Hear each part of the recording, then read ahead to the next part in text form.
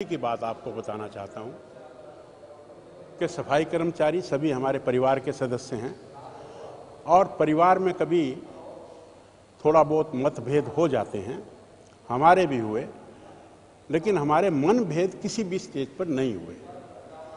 जब से मुझे ये मंत्रालय मिला है, मेरी आज ये 5वीं मीटिंग थी इनके साथ। एक मीटिंग कल भी हुई और एक मीटिंग इससे पहले 19 तारीख को भी हुई।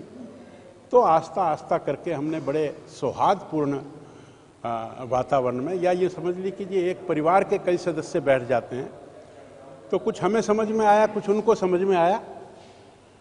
और आज की मीटिंग के मिनट्स जो हैं वो हम आचार संहिता जो 6 नवंबर को समाप्त होगी, तो उसके बाद हम इसको ओपन करेंगे। और हमने सारी बातें करने के बाद अपने भाइयों से ये कहा कि आप काम पर लौट आइए, जनता को परेशानी हो रही है।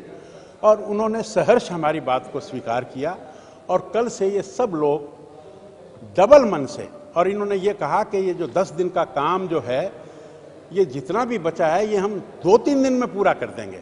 देखिए, आप भाव देखिए इन सभी कर्मचारियों का। तो बड़े अच्छे मन से ये कल काम पर लौट आएंगे और पिछले 10 दिन का काम 2-3 दिन में करके और इसको पूरा करेंगे। हमारे छोटे भाई हैं, हमारे परिवार का सदस्य है। माननीय मुख्यमंत्री जी ने बहुत ही बड़े हृदय से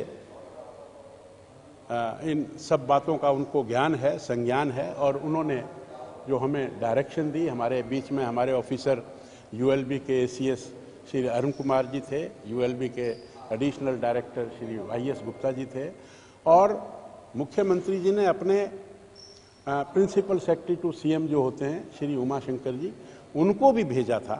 तो सरकार ने बड़ी मेहनत से, बड़े मन से और बहुत अच्छे स्वभाव से, अच्छे वातावरण में ये सारी सकारात्मक बात हुई। और फिर भी हमारी ये भी बात हुई कि कोई एक आधी बात कोई रह भी गई हो तो भूल चूक लेनी देनी, हम सब बातों का अंत्योदय हमारे भारतीय जनता पार्टी के दीनदयाल जी का एक जो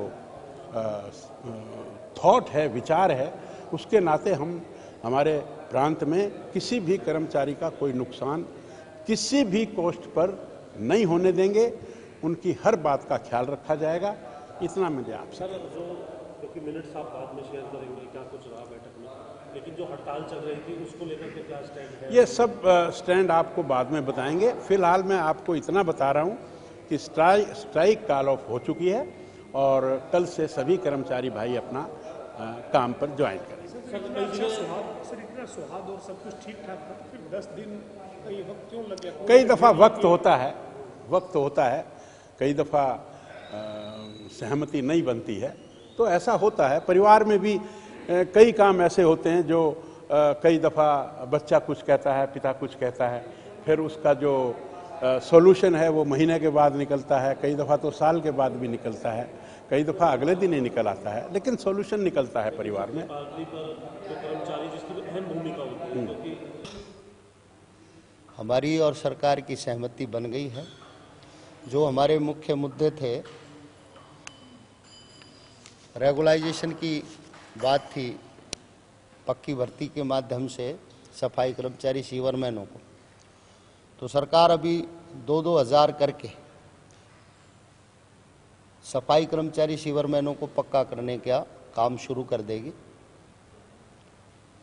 जो हमारे 1366 फायर के कर्मचारी थे, उनके फायर की भी भर्ती सरकार ने निकाली है। जो इस भर्ती में एलिजिबल होंगे वो परमानेंट सेलेक्ट हो जाएंगे, और जो बाकी कर्मचारी भर्ती प्रक्रिया में सेलेक्ट नहीं होंगे उनका रोजगार सुरक्षित रहेगा, उनको हटाया नहीं जाएगा 58 वर्ष तक। जो सीवरमैन सफाई कर्मचारी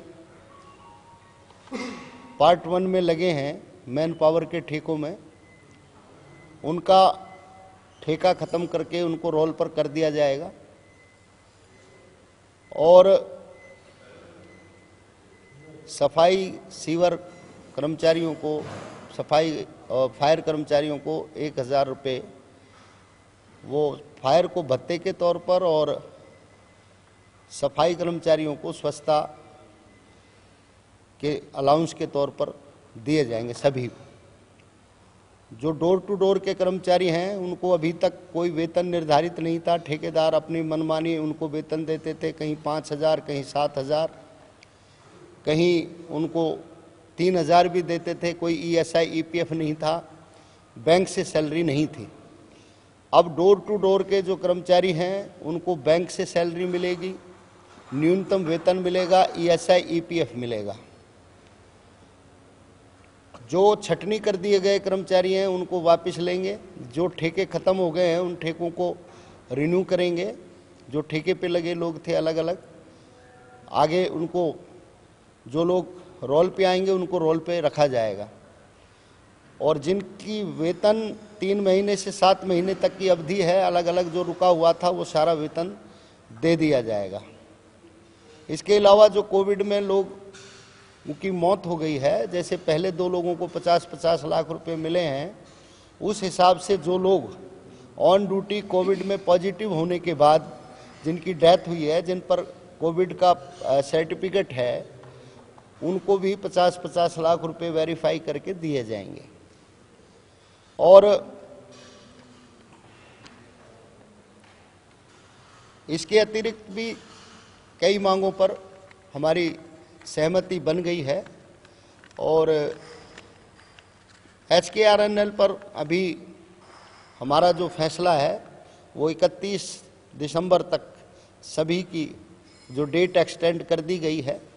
उसके बाद अभी जिस हमसे जुड़े रहने के लिए हमारे YouTube चैनल को सब्सक्राइब करें और नई वीडियो की नोटिफिकेशन के लिए बेल आइकॉन को दबाएं। अगर आप ये वीडियो Facebook पर देख रहे हैं तो लाइक जरूर करें और ज्यादा से ज्यादा शेयर करें। धन्यवाद।